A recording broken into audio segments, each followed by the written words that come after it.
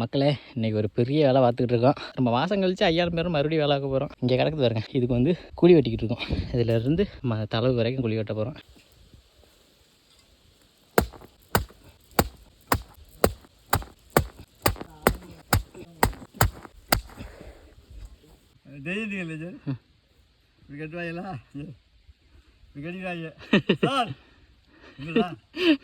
PT வாங்கி தரப்படாது, வாங்கி கொடுக்கணும், இல்லை ஓடி போயிட்டார போச்சு.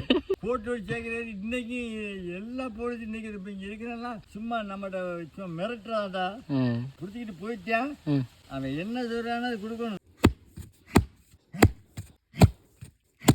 இப்போ மொதல் நம்ம இன்ஸ்டாகிராமில் பைப் பதிக்கிற மாதிரி ஒரு வீடியோ போட்டிருப்போம். அந்த லைனில் ஒரு லைன் போட்டிருப்போம். இப்போ இந்த லைனில் பைப் பதிக்க போகிறோம்.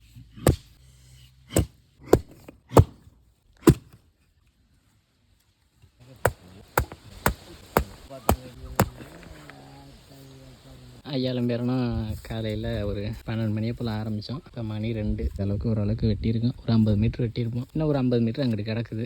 இன்னும் அதை வந்து வெட்டணும். இதுலேருந்து இன்னும் நம்ம அந்த கடைசி வரைக்கும் வெட்டணும். 5000 பேர் 2 பேர் தான் வெட்டுறோம். ஆனால் ஒன்று தெரிஞ்சுக்கோங்க, ஒன்று உடம்புல சத்து இருக்கணும். அப்படி இல்லைன்னா கை நிறையா காசு இருக்கணும். காசு இருந்தாலும் கூப்பிட்றப்ப வந்து வேலை வைக்கிற மாதிரி ஆளுகளை நிறையா தெரிஞ்சு வச்சுக்கணும். உடம்புல சத்து இருக்குந்துட்டையும் அடுத்தாலும் நம்ம எதிர்பார்க்க தேவையில்லை. முடியாத ஒரு வச்சு வேலை பார்த்துட்டு இருக்கோம்.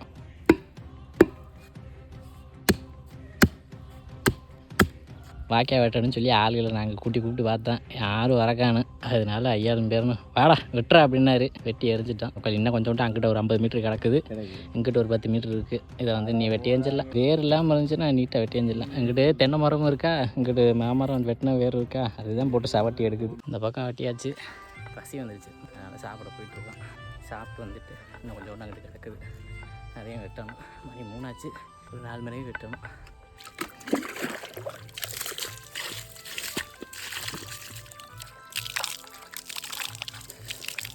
தலையிலாம் நம்ம சரியான மண்ணு.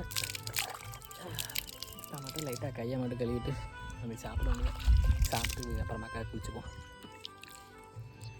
பழைய சோறு, வெங்காயம், பச்சை மிளகா, இதை விட பெஸ்ட்டான காம்பினேஷன் என்ன வேணும்?